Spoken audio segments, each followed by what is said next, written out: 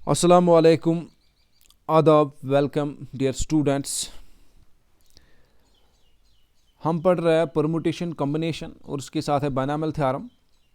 Permutation and combination को हमने clear कर दिया, तो आजकल हम पढ़ रहे हैं बायनॉमियल थ्योरम। तो प्रीवियस एक लेक्चर हमारा बायनॉमियल थ्योरम पे हो गया। बायनॉमियल थ्योरम में हमने क्या पढ़ा? How to expand a binomial term with any index. Usually हमारा जो इंडेक्स बोले तो पावर जो होता है ना भाई, वो पावर यूजुअली आपको अक्सर दिखेगा नेचुरल नंबर्स में, क्योंकि उतनी डिफ़िकल्ट लेवल नहीं आएगी इसमें। ठीक है, तो अगर आएगा भी जो पावर एन है, हम लेते पावर एन है, वो नेचुरल नंबर भी होगा, वो रैशनल नंबर भी हो सकता है। फ्रैक्शन में कैसे एक्सपेंड करते हैं वो वाली फार्मूला मैंने दे दी, उस पर हार्डली क्वेश्चन पूछे जाते हैं because it is concern with higher mathematics. तो भाई यूजुअली हम ये कंसिडर करेंगे जब हम आपका पावर ये एन है ना, ये नेचुरल नंबर होगा। ठीक है भाई, तो आज के लेक्चर में हम क्या करेंगे? We will discuss about how to find the middle terms of binomial theorem. Binomial theorem में मिडल टर्म जो होंगी ना, उनको फाइंड करने की कोशिश करेंगे हम। ठीक है, और उसी के साथ साथ हम पढ़ेंगे पहले जनरल टर्म। ठीक है, जनरल टर्म क्या होती है? देखो जनरल, अगर चलो स्टार्ट करेंगे जनरल टर्म से। जनरल टर्म का अगर हम लफ्जी माने लेंगे ना, जनरल टर्म का मतलब हो गया एक ऐसी टर्म जो जनरल होगी, और इसको जनरल इसलिए बोलते हैं बिकॉज इससे आपके सारे टर्म्स आती है। सारी टर्म्स बोले तो अगर आप ये देख लो, यहाँ पे मैंने क्या लिखा है, TR+1 लिखा ना मैंने, TR+1। इसको हम कभी कभी R+1th टर्म भी बोलते हैं बायनॉमियल थ्योरम में। ठीक है, तो ये जो R+1th टर्म है, इससे सारी टर्म्स आएगी। सारी टर्म्स कैसे आएगी? It depends upon the r. Now देखो, अगर आपको पहली टर्म चाहिए तो आर आप 0 लेंगे भाई। आर 0 लेने से ये देख लो 0+1 हो गया, 0+1 इज इक्वल टू 1, तो ये फर्स्ट टर्म आ गई। अगर आप बाई आर को 2 वैल्यू देंगे, 2 वैल्यू देंगे, ठीक है, यहाँ से देखते हैं। ठीक है, ये आपकी जनरल टर्म है TR+1।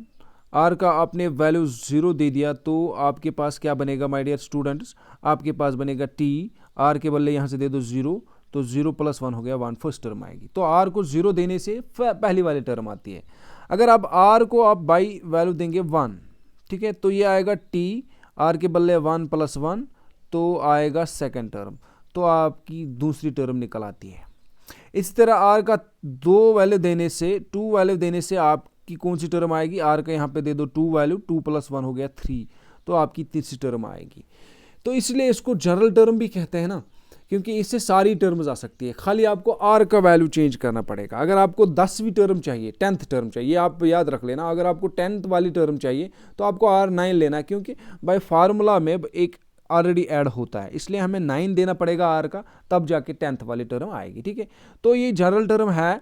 इस जनरल टर्म की अगर हम फार्मूला देखेंगे क्या एक्सपेंशन है, तो ये डिटेल में इस तरह है। ये A+B(n) ये होगी बायनॉमियल एक्सपेंशन इसको बोलेंगे। इसको जब हम एक्सपेंड करेंगे, वो दूसरी बात है, वो हमने किया लास्ट लेक्चर में, कैसे एक्सपेंड करते हैं आज भी दिखाएंगे हम आपको। लेकिन ये वाली जो चीज़ है ना, दिस इज़ वेरी इंपॉर्टेंट। इसको मैं अक्सर इस्तेमाल करूंगा और आप भी इस्तेमाल करेंगे जब भी कोई भी एग्जामिनेशन रिलेटेड क्वेश्चन पूछा जाएगा, तो यूजुअली हम इससे हमारा मसला हल हो जाएगा। ठीक है, तो ये क्या बोल रही है? जनरल टर्म इसके बराबर होती है NCR A⁻n-r B⁻r। तो बहुत सिंपल सा मसला है, आपको ज़्यादा याद रखने की कुछ नहीं। NCR यहाँ पे A होता है और B होता है ना, क्योंकि बायनॉमियल थ्योरम में A और B साथ में आएंगे, ये पहला वाला होता है, ये दूसरा वाला होता है। तो A का कितना पावर आएगा? इनकी डिफरेंस। बात समझना मेरी, ये N कॉम्बिनेशन का जो ऊपर वाला पार्ट है ना N, और नीचे वाला पार्ट R, इनकी डिफरेंस।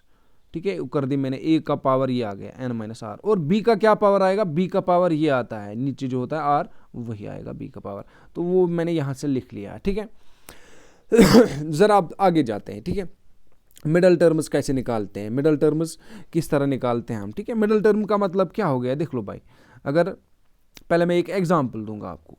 ठीक है, अगर हम इसको एक्सपेंड करेंगे A+B⁻³, ठीक है, A+B⁻³, जैसे कि आपको मालूम है, यूजुअली मैंने बोला पास्कल ट्रायंगल एक आसान सा ऑप्शन होता है हमारे पास बायनॉमियल थ्योरम को एक्सपेंड करने के लिए, जब आपके जो पावर्स होंगे 6 तक होंगे। ठीक है, बहुत आसान है।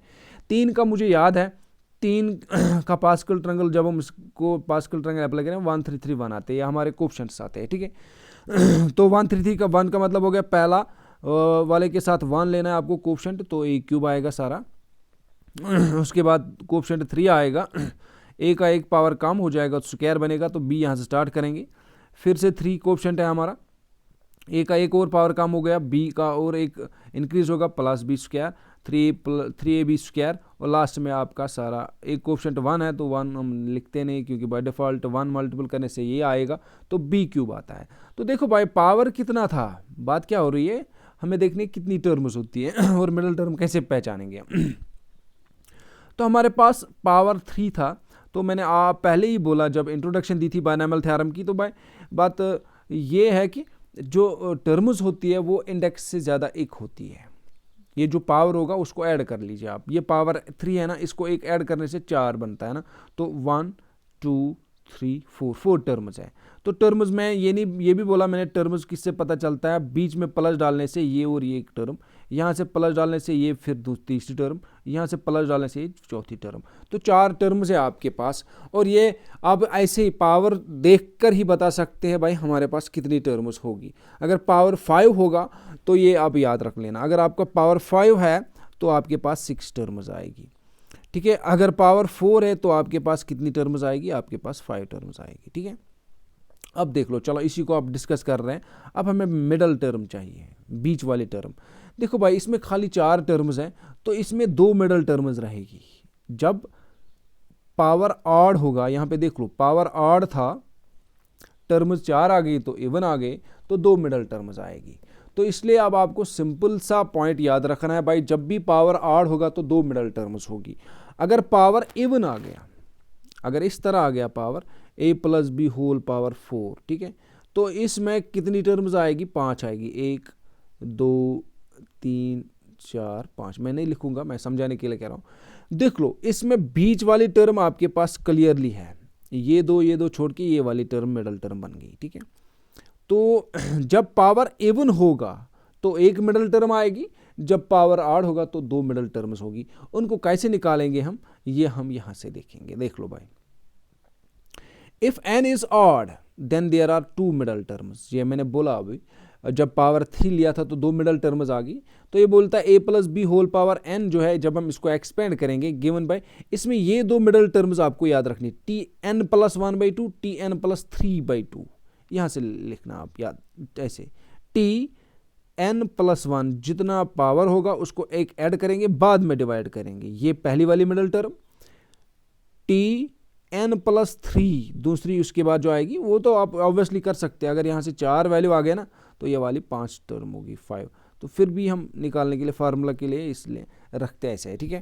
तो ये tn प्लस 3 डिवाइड बाई 2। अभी आपको मैंने क्या दिया था, पावर दिया था 3, तो 3 में जब हमने पावर लिया तो 4 टर्म्स आ गई थी, 4 टर्म्स आ गई थी। तो हमारे पास ये 2 छोड़ के ये 2 बीच वाले मिडिल टर्म्स आ गई। ये कौन सी वाली टर्म थी, ये सेकंड टर्म थी भाई, और ये कौन सी टर्म थी, ये थर्ड टर्म थी। ज़रा इसको देखते क्या ये सही आ रहा है हमारे पास, क्योंकि इस टाइम जब पावर ऑड होगा तो 2 मिडल टर्म्स होगी। तो ज़रा हम चेक करते हैं, पावर 3 डालते हैं यहाँ से, n का वैल्यू 3 डालते हैं क्योंकि पावर 3 था।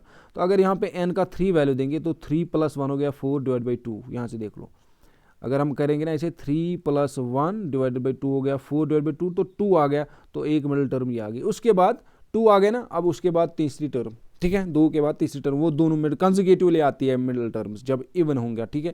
जब 2 मिडल टर्म्स होगी ना, अगर आप पहली वाले आपको पता चल गई बाई 6th टर्म है मिडल टर्म, तो उसके बाद जो वाले होगी 7th टर्म होगी। तो ये मैंने सिंपल फार्मूला दे दी, यहाँ से भी आप कैलकुलेट कर सकते हैं। ये मैंने लिखा कुछ note, can be obtained by setting. देखो ये बोलता है अब जनरल टर्म में, देखो अभी आपको मैंने बोला जनरल टर्म का जो मसला होता है उसमें ऑलरेडी एक ऐड होता है, फिक्स ऐड होता है, ठीक है। मे भी कभी कभी ऑब्जेक्टिव आ सकता है भाई, अगर आपको ये a plus b whole power n है यहाँ पे, ठीक है, ये आपका a plus b whole power n है। यहाँ से देख लो आप, ये tn प्लस 1/2 एक पहली वाली मिडिल टर्म, tn प्लस 3/2 ये दूसरी वाली मिडिल टर्म, ये a plus b whole power n है भाई। लेकिन इसको जनरल टर्म में एक्चुअली इस तरह होता है, tr प्लस 1 हमारा ऑलरेडी 1 ऐड होता है उसमें, तो इससे कैसे निकालेंगे ये वाले टर्म। तो ये मैंने यहाँ पे लिखा है, आपको कुछ नहीं करना है, आपको n केवल लिखना n माइनस 1/2 और यहाँ पे लिखना है n प्लस 1/2, एक एक कम करना है, ठीक है। क्योंकि उसमें ऑलरेडी एड 1 होता है। तो ये सिंपल ऑब्जेक्टिव रिलेटेड क्वेश्चन हो सकता है एग्जामिनेशन में, by how to obtain two middle terms from the general term या और in expansion a plus b whole power n, या ये भी आ सकता है how to obtain two middle terms from general term TR+1 में से कैसे मिडल टर्म निकालेंगे, क्या किसके बारे, अगर ये बोल देखो क्वेश्चन, आप बात समझना मेरी, दो तरह के सिचुएशंस हो रही है। What are the middle terms, अगर ऐसा क्वेश्चन आ गया तो these are the two middle terms. How to obtain them from general term से कैसे ऑब्टेन करेंगे, बाय सेटिंग, आप आर के बदले ये लिख लो और आर के बदले ये लिख लो, आपकी दोनों मिडल टर्म्स आएगी। ठीक है, कंफ्यूज नहीं होना है। अभी मैंने बोला आपको, अगर भाई आपका पावर अब यहाँ पे आड़ था, अगर इवन आ गया तो इवन के केस में आपके पास खाली एक मिडल टर्म होगी और वो ये वाली होगी Tn/2 + 1। ऐसे t यहाँ पे n जो है ना, पहले उसको डिवाइड करना है, बाद में जाके ऐड करना है 1 Tn/2। ये सिंपल सी बात है। अगर आपके पास पावर 4 आता है तो एक ऐड करेंगे, 4 + 1 हो गया, 5 टर्म्स आएगी, क्योंकि बायनॉमियल थ्योरम जब हम एक्सपेंड करते हैं ना तो एक टर्म ज़्यादा आती है, तो 5 टर्म्स आएंगी। तो मिडल टर्म कितनी वाली टर्म बन गई, मिडल टर्म थर्ड टर्म बन गई। तो अगर हम पावर 4 लेंगे, 4/2 + 1, 4/2 हो गया, 2 + 1 थर्ड टर्म यहाँ से आती है। तो ये क्लियर है, यहाँ से इस तरह निकालते हैं। इन केस ऑफ इवन इस तरह निकालते हैं मिडल टर्म। लेकिन इसको कैसे करेंगे ऑब्टेन, देखो मैंने बोला if your n is even, power is even, what is the middle term, ये वाली मिडल टर्म है। इसको कैसे ऑब्टेन करेंगे जनरल टर्म से, जनरल टर्म में हम कैसे करेंगे obtain, simply setting r = n/2, क्योंकि जनरल टर्म में ऑलरेडी एड 1 होता है ना, तो हमें ये चाहिए हमें, तो r के बदले क्या आना चाहिए, n/2। तो इसलिए आपको ये याद रखना है, हाँ, वी विल पुट और we will set r = n/2 in general term to get the middle term in case n is even. ठीक है, जब n इवन होगा तो ये इस तरह से हम मिडल टर्म्स निकालते हैं। और सारा कुछ कहाँ से करेंगे, हम सारा कुछ हम निकालेंगे जनरल टर्म से। ठीक है, general term very important, you have to remember one thing, general term बहुत ही इंपॉर्टेंट है, इससे सारा कुछ आपका आता है। ठीक है, चलो अब एग्जाम्पल से इसको एक्सप्लेन करते हैं। Find sixth term in expansion of 2x - 3/x whole power 10। देख लो, अब हमें ये नहीं बोलता है मिडल टर्म निकालो भाई। ठीक है, मिडल टर्म नहीं चाहिए हमें क्या चाहिए, फाइंड द सिक्स्थ टर्म चाहिए। अभी मैंने बोला सिक्स्थ टर्म निकालने के लिए हमारे पास जनरल टर्म होती है TR+1। सिक्स्थ टर्म निकालने के लिए आपके पास ये R5 आएगा, तभी जाके ये 5 + 1 बनेगा 6। तो पहले ये आइडिया आपके पास होना चाहिए भाई, सिक्स्थ टर्म निकालनी है तो R हमें 5 लेना है, जैसे कि मैंने यहाँ पे लिया है। ठीक है, उसके बाद क्या करेंगे, देखो सबसे पहले मैंने बोला आपको जनरल टर्म निकालो भाई। देख लो, पहला ये आपका a है, लिखते हैं ना हम a + b whole power n, ये एक टर्म है, ये दूसरी टर्म है, क्योंकि प्लस माइनस डिफरेंशिएट करती है ना, ये इनको अलग करती है, ये लेफ्ट वाली टर्म और राइट वाली टर्म। तो हमारी एक टर्म 2x है और दूसरी है 3x, लेकिन इसके साथ नेगेटिव है, ये आपको याद रखना है, यू हैव टू रिमेंबर, ये क्योंकि ये नेगेटिव है ना, माइनस। और आपका जो पावर है वो 10 है, हमें मिडल टर्म नहीं चाहिए, इसलिए n की तरफ हम ध्यान नहीं रखेंगे, क्योंकि जब n हमारे पास मिडल टर्म चाहिए होती है ना, तो उस टाइम देखना होता है ये पावर इवन है कि ऑड है, कितनी मिडल टर्म आएगी। ठीक है, वो सेकेंडरी क्वेश्चन है, वो बाद में देखेंगे। फिलहाल हम क्या करेंगे, अभी हम इसकी जनरल टर्म निकालेंगे। देख लो, ये जनरल टर्म है TR+1 = NCR a⁻n - r b⁻r। ये मैंने आपको बोला इस तरह, ये यहाँ पे फार्मूला है, जनरल टर्म की ये फार्मूला है। अब हम क्या करेंगे, अपने वैल्यूज डालेंगे। तो n का वैल्यू दे दिया यहाँ से 10, r को दे दिया मैंने 5। क्यों दे दिया 5 भाई, हमें सिक्स्थ वाली टर्म चाहिए, तो r 5 लेना है आपको, तभी जाके 6 बनेगा। इसलिए मैंने यहाँ पे TR+1, r के बदले 5 ले लिया, तो +1 ये फार्मूला का है, तो ये इससे ये 6 आएगा। जब भी आपको 10 कोई भी टर्म चाहिए ना, तो उससे छोटा आपको पुट करना है। अब अगर आपको 12 चाहिए ना, 12th टर्म चाहिए, तो आपको 11 पुट करना है r के बदले, बट r के बदले। अब ये बोलेंगे सर 10 कहाँ से आ गया, क्योंकि देख लो हमें जनरल टर्म निकाल रहे हैं, तो n का हो गया 10, r अभी अपने ऊपर वैल्यू दे दिया 5, 10c5। अब ये कहाँ से आ गया, कि देख लो ये a है, a वाला हमारे पास 2x है ना, फर्स्ट 2x दे दिया मैंने, उसका पावर आता है n - r, तो n है 10, r 5 है 10 - 5। और b आपके पास ये है, b हमारे पास इधर ये है b पावर r, उसका पावर r होता है, और r का वैल्यू दे दिया आपने। ठीक है, अभी आपने खाली क्या कर दिया, आपने वैल्यू डाल दिया। अब इसको एक्सपेंड करना है, जो आंसर नहीं मिलेगा ना, दैट इज, जो यहाँ से सिंप्लीफाई करके मिलेगा दैट इज द आंसर, वही आंसर है। ठीक है, क्योंकि हमें 6 टर्म चाहिए, हम एक्चुअली 6th टर्म ही निकाल रहे हैं। यहाँ पे देख लो अब t5 + 1 6th टर्म। अब ये देख लो 10c5 का हो गया, आपको मालूम है 10c5 होता है 10 फैक्टोरियल, नीचे इनकी डिफरेंस 5 फैक्टोरियल, और जो नीचे है ना 5 ऑलरेडी उसको फैक्टोरियल, इसलिए मैंने लिखा 10 फैक्टोरियल 5 फैक्टोरियल 5 फैक्टोरियल, यहाँ से मैंने लिखा है, यहाँ पे देख लो आप, you can check it here. अब इसको सिंपलीफाई करेंगे, देख लो ये यहाँ पे देख लो 2x होल पावर 10 - 5 तो 2x पावर 5 आएगा। इसको ज़रा पहले एक्सप्लेन करते हैं। ये क्या किया है मैंने, 2x रेज पावर आ गया 10 - 5 तो 5। तो ये पावर जो है ना, ये बीच में देखो इनके बीच में मल्टीपल होता है, ठीक है। तो ये पावर 2 को भी है 5 और x को भी 5 है, ठीक है। ज़्यादा पंगा नहीं है, ज़्यादा परेशानी नहीं है। 2 को 5 डाल दिया पावर, x को 5 डाल दिया पावर, ऐसे मैंने, ठीक है। उसके बाद मैंने -3/x लिखा, इसको देखते हैं कैसे आ गया। यहाँ से ये कैसे आ गया, -3/x होल पावर 5 है। देखो भाई ये आपको याद रखना पड़ेगा, जब भी माइनस का हम ऑड पावर लेंगे, शायद मैंने इससे पहले भी बोल दिया, माइनस का ऑड पावर लेंगे। ऑड बोले तो 2 3 2 नहीं 3 1 5 7। तो ऑड टाइम में जब हम माइनस को पावर लेंगे तो माइनस ही आएगा। तो माइनस का पावर 5 टाइम्स है अभी, ठीक है। माइनस का पावर 5 टाइम्स तो माइनस बाहर आएगा, इसलिए मैंने यहाँ पे बाहर माइनस लिखा। तो 3 का पावर 5 लेंगे और x का भी, क्योंकि ब्रैकेट में जो भी क्वांटिटीज होगी ना उन सारा का 5 लेना है पावर। तो 3 का पावर 5 ले लिया, x का पावर 5 ले लिया, ठीक है। अब नीचे हम सिंपलीफाई कर रहे हैं इनको, हम इनको सिंपलीफाई कर रहे हैं। देख लो, देखो मैंने क्या किया, ये 10 फैक्टोरियल को इसको मैंने एक्सपेंड किया 5 तक, यहाँ से लाया मैंने 5 तक, और एक 5 फैक्टोरियल को ऐसे रख लिया, और ये वाला 5 फैक्टोरियल जो है ना इसको मैंने एक्सपेंड किया, ठीक है। क्योंकि एक को मैंने इसलिए रख लिया क्योंकि ये कैंसिल हो जाएगा, ठीक है। और ये वाला जो माइनस है ना यहाँ पे, इसको मैंने बाहर रख लिया पहले, क्योंकि यूजुअली माइनस हम पहले ही लेते हैं, ठीक है। इसलिए इस माइनस को हमने यहाँ ले आया, ठीक है। तो ये x पावर 5 और x पावर 5 ऊपर नीचे, तो ये कैंसिल हो जाएगा। अब ऊपर बचा 2 पावर 5, तो इसको ऐसे रख लिया, और 3 पावर 5 इसको भी ऐसे रख लिया, ठीक है। इतना तो ठीक है। अब देख लो, थोड़ी सी सिंप्लीफिकेशन की है, शायद अगर यहाँ से समझ ना आया तो देख लो 5 और 5 फैक्टोरियल कैंसिल। अब यहाँ मैंने क्या किया, 5 2s are 10, 5 और 2 को मिलाया, क्योंकि इनको मल्टीपल करना है तो 10 बनेगा।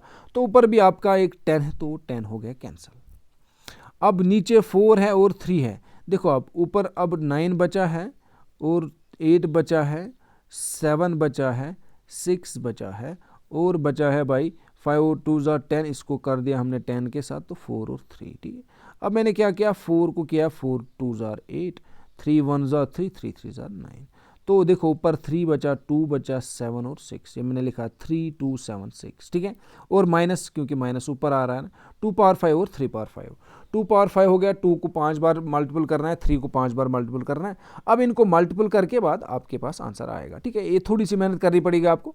अगर हम इनको मल्टीपल करेंगे, 2 2s are 4, 2 3 2s are 6, 6 से 42, 42 को देना है 6 के साथ, फिर इन तीनों को मल्टीपल करेंगे, पहले इन 4 को मल्टीपल करेंगे, वो 42 × 6 आएगा, 6 दूनी 12, एक कैरी, 6 चुके 54, 252 आ गया। अब ये 2 पावर 5 जो है ना, इसका मतलब हो गया 2 × 2 × 2 5 टाइम्स, तो ये 32 बनेगा। और 3 को भी इस तरह करेंगे, 3 × 3 × 3 × 3, 3 3 9 27, 81 81, 3 हो गया 243, 243, एक मिनट 243, इसको फिर से 3 के साथ मल्टीपल करेंगे, 3 3 9, 3 4 12, 7 2 9 आएगा। अब इन तीनों को मल्टीपल करके आपको ये आंसर मिलेगा, इतना मल्टीपल आप कर सकते हैं, ठीक है। तो इस तरह से जनरल टर्म से आप कोई भी टर्म निकाल सकते हैं। ज़रा देख लो, ये एक और नेचर का क्वेश्चन है, 6 पावर 6 है। देखो जब पावर 6 होगा तो उस टाइम मैंने बोला भाई बाइनोमियल थ्योरम, ठीक है, बाइनोमियल थ्योरम से ही सारा कुछ करेंगे। तो भाई ये जो कोएफिशिएंट्स वगैरह ना, इनको हम निकालेंगे पास्कल ट्रायंगल से। दोनों चीज़ें मैं पैरेलल दिखाऊंगा आपको, ठीक है। एक बाइनोमियल थ्योरम से जो जिस तरह हम एक्सपेंड कर रहे हैं ना, उसको जो जनरल टर्म का कंसेप्ट है वो इस्तेमाल करेंगे और आप अपना आंसर निकालेंगे। दूसरी चीज़ जो है पास्कल ट्रायंगल। पास्कल ट्रायंगल मैं अक्सर बोलता हूँ भाई छोटे छोटे इंडिसेस के लिए, जहाँ तक मेरा कहने का मकसद है, 6 पावर जब तक होगा ना तब तक ये पास्कल ट्रायंगल आप इस्तेमाल कर सकते हैं, उससे आसानी होती है, ठीक है। ये मैंने पास्कल ट्रायंगल यहाँ से दे दिया, और मैंने यहाँ से जनरल वाली फार्मूला जो बाइनोमियल थ्योरम की जनरल टर्म वो इस्तेमाल कर ली है, ठीक है। अब देख लो 5th टर्म, आपको 5वीं वाली टर्म चाहिए, ठीक है। तो अब 5वीं वाले टर्म का निकालने के लिए आपको r = 4 लेना पड़ेगा, ठीक है। r = 4 लेना पड़ेगा। पहले वो देख लेते कि मैंने लिया है, देख लो r मैंने 4 लिया है, यहाँ पे देख लो, ठीक है। अब आपका ए क्या है, अब आपका ए एक्स है, ठीक है, और आपका बी जो है ना, बी क्या है आपका, बी है 3y, ठीक है। ये जनरल टर्म है, क्योंकि कुछ भी करने से पहले जो भी कोई टर्म चाहिए आपको जनरल टर्म चाहिए पहले, ठीक है। N C R A power N minus R B power और एन आपका 6 है, ये पावर एन होता है यहाँ पे, ठीक है। तो मैंने क्या किया, मैंने टी आर 4+1 किया। क्यों किया 4+1? क्योंकि हमें 5th टर्म चाहिए, इसलिए मैंने आर का वैल्यू 4 दे दिया, ठीक है। टाइम बचाने के लिए मैंने जल्दी की, इसलिए शॉर्टकट में कर दिया टी, इसको मैंने नहीं किया r is equal to 4, put r is equal to 4, यह अब आपको खुद समझ आना चाहिए। हमने आर 4 क्यों दिया, क्योंकि हमें 5th टर्म चाहिए, तो इससे 5th टर्म बनेगी, 4+1 हो गया 5। अब उसके बाद एन सी आर, एन आपका 6 है, सी आर, आर हो गया आपका 4, क्योंकि आर का वैल्यू आपने 4 दे दिया। ये आ गया कॉम्बिनेशन वाला कंसेप्ट। उसके बाद आता है ए का पावर कितना आता है, यहाँ से देख लो एन माइनस आर, ए का power N minus r, n आपका 6 है तो 6 दे दिया मैंने, आर का वैल्यू दे दिया मैंने 4, ठीक है। उसके बाद बी कितना है आपका, बी आपका 3y है, दूसरा वाला बी होता है 3y है, उसका पावर आर है ऊपर, तो आर कितना दे दिया आपने, आर 4 दे दिया, तो यहाँ पे मैंने 4 दे दिया पावर, ठीक है। और यहाँ मैंने ये डिटेल्स यहाँ पे लिखी भी है, एन कितना है, आर कितना है, ए कितना है और बी कितना है, ठीक है। तो इसको एक्सपेंड करेंगे भाई, तो देख लो पहले क्या करना है हमें एक्सपेंड, हमें 6c4 करना है एक्सपेंड। 6c4 हो गया 6 फैक्टोरियल और बीच नीचे 4 फैक्टोरियल और इनकी डिफरेंस 2 फैक्टोरियल, तो ठीक है। 6 को एक्सपेंड करेंगे 4 तक ले आएंगे, 6 × 5, वहाँ पे फिर 4 आएगा, यहीं पे 4 और 4 कैंसिल, 2 1 2, 2 3 6, 5 3 15 आ गए यहाँ से, ठीक है। और यहाँ मैंने लिखा है 5 3 15, वो अब यहाँ पे आप देख लेना, यहाँ तक ये आपका 15 आ गया, ठीक है। देखते हैं बाद में क्या बनेगा। अब देख लो ये इसको देखते हैं, एक्स पावर 6 - 4 तो एक्स स्क्वायर आएगा, तो ठीक है मैंने ऐसे लिखा 3। ये देख लो ब्रैकेट में 2 टर्म्स है, 2 चीज़ें हैं, टर्म्स नहीं बोलेंगे हम। ये मल्टीपल है 3 को किसके साथ, y के साथ। जब इस तरह कोई आपके पास सिचुएशन आएगी तो पावर 4 है, तो ये 3 को भी पावर 4 है, y को भी पावर 4 है। 3 का पावर 4 ले लिया तो इसको बन गया 3 3 9 3 27 81 बनेगा ये भाई, 81। और y का आएगा 4, क्योंकि y का भी पावर 4 है, ठीक है। मैंने 3 पावर 4 लिखा है। फिर नीचे देख लो, अब यहाँ से ये सिंपलीफाई करके आपको कितना मिला 15, और ये 3 पावर 4 हो गया 81, इनको मल्टीपल करके आपको 1215 मिलेगा भाई। और ये एक्स स्क्वायर और y पावर 4 भी आएगा, ये वेरिएबल्स रहेंगे ना, यहाँ से एक्स स्क्वायर और यहाँ से y पावर 4, ये लास्ट में लिखेंगे। इस तरह ये निकल गया आंसर, ठीक है। लेकिन साथ साथ ही मैंने क्या किया, मैंने इसका एक अल्टरनेट ऑप्शन ढूंढ आपके लिए यहाँ पे रखा है, एक अल्टरनेट सॉल्यूशन यहाँ पे मैंने दे दिया है, वो पास्कल ट्रायंगल का है, ठीक है। देखो पास्कल ट्रायंगल मैंने बोला अभी छोटे छोटे इंडिसेस के लिए, चलो 6 के लिए हम करेंगे इस्तेमाल। यहाँ पे मैं देखो पास्कल ट्रायंगल पहले आपको याद होना चाहिए कुछ नंबर्स के लिए। ये यहाँ पे 4 पावर जब होता है ना, उसके लिए मैंने यहाँ पे लिखा है, मुझे 3 के लिए भी याद है, 4 के लिए 1 4 6 4 1, ये 4 पावर इस टाइम होगा। जब इसके बाद क्या करेंगे हम, चलो अब आपको मान लो 5 जब पावर होगा तो आपको याद नहीं है, ज़रा इनको क्या करते हैं, पहले मैंने बोलो ट्रायंगल कैसे बनाते हैं, यहाँ पे 1 और लास्ट में 1 और बीच में इनको ऐड करेंगे, मैंने वो बोला है 1 4 6 4 1, ये पावर 4 होगा। चलो अगर पावर 5 लेंगे तो भाई क्या होगा, इनको ऐड करेंगे तो 5 बनेगा, इनको ऐड करेंगे 10 बनेगा, इनको ऐड करेंगे 10 बनेगा, दो को ऐड करना है तो ये 5 बनेगा। यहाँ से देख लो ये आ गया। अब हमें चूंकि हमें पावर 6 चाहिए तो इसलिए मुझे एक और लेना है 6, तो इन दो को अब इनको ऐड करना है। ये पहले क्या आएगा भाई, ये पहले 1 आएगा, यहाँ पे मैं लिखूंगा ये पहले 1 आएगा और लास्ट में भी 1 आएगा। इनको 2 ऐड कर लो, ये 6 बनेगा, इन 2 को ऐड कर लो, ये 15 बनेगा, इन 2 को ऐड कर लो, ये 20 बनेगा, इन 2 को ऐड कर लो, ये 15 बनेगा, और लास्ट में ऐड करो ये 6 बनेगा। तो हमारे पास आएगा 1 6 15, यहाँ पे लिख ला 1 6 15 20 15 6 1, ठीक है। तो ये हाँ आपके पास सारे कोएफिशिएंट्स आ गए। अब देख लो हमें कौन सी टर्म चाहिए, हमें ये वाले टर्म चाहिए, 5th टर्म, ठीक है। तो देखो 5th टर्म ये पहले देख लो, 1st 2nd 3rd 4th और 5th टर्म का कोएफिशिएंट क्या आएगा 15, तो मैंने पहले 15 लिखा है, यहाँ पे लिखा है मैंने 15। तो 5th टर्म में क्या होता है, देख लो मैंने ये भी बोला जब पास्कल ट्रायंगल से एक्सपेंड करते हैं, इस ए का सारा पावर यहाँ होगा, उसके बाद यहाँ ए का पावर सारा पावर कितना हो गया 6, ए का पावर यहाँ 6 होगा, यहाँ 5 होगा, यहाँ 4 होगा, यहाँ 3 होगा, ठीक है, यहाँ 2 होगा, तो ए का पावर 2 आएगा। बी पहले कुछ नहीं होता है, यहाँ पे से स्टार्ट करेंगे, यहाँ से स्टार्ट करेंगे, बी का पावर यहाँ से 1 होता है, यहाँ पे 2, यहाँ पे 3, यहाँ पे 4, तो बी पावर 4 आएगा, ठीक है।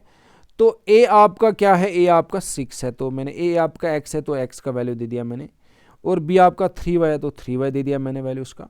तो ये 15 आ गया सीधे x का स्क्वायर 3 पावर 4, अभी मैंने बोला 81 आ गए y पावर 4, तो इनको मल्टीपल करके ये डायरेक्टली आएगा आपके पास। ठीक है, तो ये तब कर लो इस्तेमाल जब आपके पावर छोटे छोटे होंगे। ठीक है, चलो एक और क्वेश्चन मैंने यहाँ पे दे दिया है, वो क्वेश्चन है, देखो क्वेश्चन क्या है, find coefficient of A power 16। ये बोलता है जो कोएफिशिएंट होता है जो लेफ्ट में होगा, किसके लेफ्ट में होगा, ए पावर 16। ये बोलता है ए पावर 16 के लेफ्ट में क्या आएगा। चलो ठीक है, कर लेते हैं, ए पावर 16 के लेफ्ट में क्या आएगा, उसको बोलते हैं कोएफिशिएंट। ठीक है, देख लो भाई क्या करना है, पहले मैंने ये देख लो बाइनॉमियल थ्योरम हम एक्सपेंड कर रहे हैं, हम कर रहे हैं ना बाइनॉमियल थ्योरम एक्सपेंड, हम बाइनॉमियल थ्योरम एक्सपेंड करें तो हमारे पास बाइनॉमियल होनी चाहिए। बाइनॉमियल बोले तो खाली 2 टर्म्स होनी चाहिए। इसने क्या किया, इसने ए पावर 10 बाहर रख लिया, फिर ए माइनस 10 ले ली। तो मैंने इनको क्या किया, ये इसका भी पावर 10 है, इसका भी पावर, इनको मल्टीपल किया ऐसे, ए और 2 ऐसे करते हैं, फिर दोनों का पावर 10 है, क्योंकि इस ए का भी पावर 10 था और इन दोनों का भी 10 पावर था, इसलिए मैंने इनको बीच में मल्टीपल किया है। ये इसको, ये ब्रैकेट का मतलब होता है यहाँ से मल्टीपल। ठीक है, तो इसको इसके साथ मल्टीपल करेंगे तो ए स्क्वायर आएगा, इसको इसके साथ करेंगे मल्टीपल तो 2a आएगा, बीच में क्या है माइनस, बीच में माइनस है तो माइनस रखेंगे, ऊपर पावर 10 है तो 10 ही रखेंगे। ठीक है, तो इस तरह से ये आ गया आपका A square minus 2a whole power 10। ठीक है, तो अब ये 2 टर्म्स हैं, ये पहली वाली a, ये b, ए आपका क्या है ए स्क्वायर और बी आपका है 2a लेकिन माइनस 2a, ये आप याद रख लेना। ठीक है, अब पहले हम क्या ढूंढेंगे भाई, पहले हम जनरल टर्म ढूंढेंगे, डरना नहीं है, कुछ भी कर सकते हैं हम, कोई भी चीज़ हो बाइनॉमियल थ्योरम में, will find it with the help of general term. So this is your general term. अभी इस टाइम आपको आर का वैल्यू पुट नहीं करना है, कितना हमें मालूम नहीं है, क्योंकि हमें 6th टर्म नहीं चाहिए, हमें 4th टर्म चाहिए, हमें ए पावर 16 का कोएफिशिएंट चाहिए। बोलता है ए पावर 16 ढूंढ लो, उसके यहाँ पे क्या होगा, मल्टीपल क्या होगा वो हमें चाहिए, ये हमें निकालना है। ठीक है, देखते हैं पहले हम जनरल टर्म निकालेंगे NCR, तो n आपका 10 है तो 10CR लिखा मैंने, r का वैल्यू भी पता नहीं। अब ये a देख लो ज़रा, इसको यहाँ पे कैलकुलेट करते हैं, ये NCR है, a power n minus r है माय डियर, और उसके बाद b पावर r है। ठीक है, तो ये जो n है आपका 10 है, r हमें मालूम नहीं, a ये वाला पहला क्या है, a स्क्वायर है, ऊपर इसके पावर आता है n माइनस आर, n आपका 10 है तो 10 माइनस आर, कुछ नहीं किया मैंने, खाली वैल्यू दे दिया, इंटू बी आपका है 2a लेकिन माइनस 2a है, सारा कुछ आपको ध्यान में रखना है, गलती नहीं करनी है, 2a, और उसके ऊपर क्या पावर आता है r। अभी आपको मालूम नहीं r क्या है, तो मैंने ये 10CR इसको ऐसे रखा, इसको मैंने मल्टीपल किया, किसको मल्टीपल किया, जब भी 2 पावर आएंगे, देख लो ये एक पावर है, ये अंदर से एक और पावर है, जब एक ही चीज़ के 2 पावर्स आएंगे ना तो इन पावर्स को मल्टीपल करते हैं, बात समझना। ठीक है, जब 2 पावर्स आएंगे, एक ही क्वांटिटी होगी उसके 2 पावर्स आएंगे तो दोनों पावर्स को मल्टीपल करेंगे, तो 2 को 10 के साथ 10 माइनस आर के साथ मल्टीपल होगा ऐसे, और नीचे ए रहेगा पावर, तो ये 2 10s are 20, 2 इंटू आर हो गया 2r, तो ये मैंने यहाँ पे लिखा 20 इंटू 20r 2r, माइनस बीच में माइनस है यहाँ पे देख लो ये माइनस 2a पावर r है, ये 3 चीज़ें अंदर ब्रैकेट में है, माइनस का पावर अलग लेंगे, ये माइनस का मैंने 2 के साथ जोड़ दिया, -2 पावर r और a पावर r फिलहाल। ठीक है, तो a का अलग से पावर r ले लिया, -2 का अलग से पावर r ले लिया। ठीक है, अब मैंने यहाँ पे क्या किया, एक और चीज़ है, एक और कंसेप्ट है मैथमेटिक्स में, छोटे छोटे क्लास में हम करते हैं, when base are same powers are added in case of multiplication. इसका मतलब ये हो गया भाई, अगर आपके पास बेस सेम होंगी, बेसिस बोलते हैं जिनके हम पावर्स लेंगे, इस तरह ये हमारे पास 2 बेस है, a उसके पास 20 माइनस 2r पावर है, और ये एक और बेस है इसके ऊपर पावर r है, ये देख लो ये बेसिस सेम है, इनको बोलते हैं बेसिस, ये इनके एक्सपोनेंट्स या powers. When basis are same in case of multiplication, ये आप याद रख लेना, जब आप बेसिस सेम होंगे और मल्टीपल कर रहे हो उस टाइम आप क्या करना है, इन पावर्स का ऐड होता है, as per the rule you have to add the powers. तो ये इसका पावर 20 माइनस 2r है तो इसका पावर r है, इनको ऐड करेंगे, यहाँ पे मैंने किया है, ठीक है। इसको ए पावर आर को अब इसके साथ मिला दिया, ठीक है। अब ये यहाँ से सीधे आ गया, इनको ऐड करेंगे 20, इसको मैंने ऐसे रखा 20 माइनस 2r प्लस आर हो गया माइनस आर, क्योंकि माइनस प्लस हो गया माइनस, तो माइनस करेंगे 2r में से एक r निकालेंगे, इसको बोलते हैं 2r में से एक r निकालो, ये खाली एक r है ना, कुछ नहीं तो एक r है, तो 2r में से एक r निकालेंगे तो एक r निकलेगा, ठीक है। 1 नहीं लिखते, फिर यहाँ पे 1r नहीं लिखते, इसको हम ऐसे ओमिट करते, ये खुद आता है 1r अलोन, एक r आ गया। निशानी होती है बड़े वाले की, बड़ा 2 है तो उसकी निशानी माइनस से माइनस आर, यहाँ से माइनस आर आ रहा है, ठीक है। अब यहाँ तक आप आ गया, आप यहाँ तक आप आ गए, यहाँ पे आपका आंसर है। अब आपको किसका कोफिशिएंट चाहिए था, a पावर 16 का चाहिए था ना, a पावर 16 का कोफिशिएंट चाहिए, तो आप इसका मतलब ये a का पावर 16 आना चाहिए। तो यहाँ पे देख लो आप, a का पावर कितना है 20 माइनस आर, a का पावर है 20 माइनस आर, ऐसे, लेकिन पावर क्या आना चाहिए 16। अब 20 में से कितना निकालेंगे भाई, 16 बचेगा, बहुत सिंपल सा क्वेश्चन है। 20 में से कितना निकालेंगे, 16 आना चाहिए, तो 20 में से 4 निकालेंगे, जब 20 में से 4 निकालेंगे तो कितने बचे 16, वही तो चाहिए ना। तो अब आपको क्या करना है, ये जो r है इसका वैल्यू आपको 4 देना है, तब जाके आपके ये जो a है उसका पावर 16 आएगा। क्यों 16 चाहिए, हमें चाहिए ना कोफिशिएंट ऑफ a पावर 16। तो r का वैल्यू 4 दे दिया, r 4 + 1, तो यहाँ से 10c r, तो 10c4, a पावर 20, यहाँ पे मैंने लिखा है b लास्ट में, a पावर 20 माइनस r यहाँ पे, और माइनस 2 पावर 4। अब देख लो ये आ गया यहाँ से, ये वाला ये आ गया a पावर 20 माइनस r हो गया 16, ठीक है। और यहाँ से ये 10c4 और माइनस 2 पावर 4, ठीक है। ये a पावर 16 का कोफिशिएंट है, इसको बोलते हैं कोफिशिएंट। कोफिशिएंट हो गया a पावर के लेफ्ट में क्या है, ये सारी बला a पावर के लेफ्ट में है, तो ये वाली यहाँ पे मैंने एक्सपेंड कर ली है। 10c4, ठीक है, 10c4 माइनस 2 पावर 4, तो 10c4 ये आप अब निकाल सकते हैं ना, अब ये ज़्यादा बड़ी बात है नहीं। 10c4 तो नीचे 4 फैक्टोरियल, इनकी डिफरेंस 6 फैक्टोरियल, और माइनस 2 पावर 4, माइनस आ गया 4 बार आ गया, इवन टाइम्स आ गया, प्लस आएगा 2 पावर 4 हो गया 16, तो इसको मैंने यहाँ से कैलकुलेट किया, तो ये इतना आंसर आएगा, ठीक है। आई होप कि आपको ये कैलकुलेशन आपको आएगी, ठीक है। एक और लास्ट में इसका एक क्वेश्चन है, वो भी ये देख लेते हैं। Find the term free from x, जल्दी जल्दी देखते हैं। टर्म फ्री फ्रॉम एक्स, एक ऐसी टर्म चाहिए जिसमें एक्स गायब होगा, उसको बोलते हैं टर्म फ्री फ्रॉम एक्स। तो ये आपके पास एक बाइनोमियल एक्सपेंशन है, तो ये आपका a है, a का आपके पास एक्स स्क्वायर है, और b आपके पास है 1/x, ठीक है। तो आपके पास n है 12, ये आपका n है। तो पहले जनरल टर्म को निकालने की कोशिश करेंगे। जनरल टर्म हो गया NCR, a power n minus r, b power r, NCR हो गया 12CR, क्योंकि n का वैल्यू दे दिया 12। a आपका एक्स स्क्वायर है, तो एक्स स्क्वायर पावर इसका एक और पावर, ये देखो ये एक्स स्क्वायर a का खुद a एक्स स्क्वायर है, और उसके बाद उसका पावर n माइनस r, तो n हो गया 12 माइनस r। b आपका किसके बराबर है 1/x, तो 1/x उसके b का पावर r होता है, ठीक है। ज़रा इसको सिंप्लीफाई करते हैं। यहाँ पे मैंने इसको सिंप्लीफाई करने की कोशिश की है, देख लो यहाँ पे मैंने इसको सिंप्लीफाई करने की कोशिश की है। ये मैंने अभी बोला 2 पावर आएंगे, तो इनको मल्टीपल करेंगे, 2 × 12 हो गया 24, 2 × r हो गया -2r, ये आ गया। नीचे आएगा 1/x रेज पावर r, क्योंकि इसका पावर r है, ठीक है। अब देख लो, अब फिर से बेसिस सेम आ रही है, 24 - 2r। अभी मैंने बोला basis same in case of multiplication, powers are added, लेकिन अब बेसिस सेम है, लेकिन ये डिवाइड्स में, ये भी x है ना, ये भी x है, लेकिन ये डिवाइड में है, पावर्स को सब्ट्रैक्ट होगा इस टाइम। ये r है ना, ये यहाँ पे आएगा, फिर एक ही बार लिखना है, x लिखा है मैंने, 24 - r ये यहाँ से लिया, ये वाला r इसको सब्ट्रैक्ट कर लिया, ठीक है। और ये बचा यहाँ से इतना 12CR, तो ये अब ये 24 ऐसे रखा मैंने, 2r - r हो गया -3r, ये आएगा 24 - 3r, ठीक है। अब यहाँ तक आ गया आपके पास, ये वाला आ गया, x पावर का क्या आ गया, x का पावर 24 - 3r, चलो ठीक है आ गया। लेकिन क्वेश्चन बोल रहा है भाई एक ऐसी टर्म निकालो जहाँ पे x गायब होगा।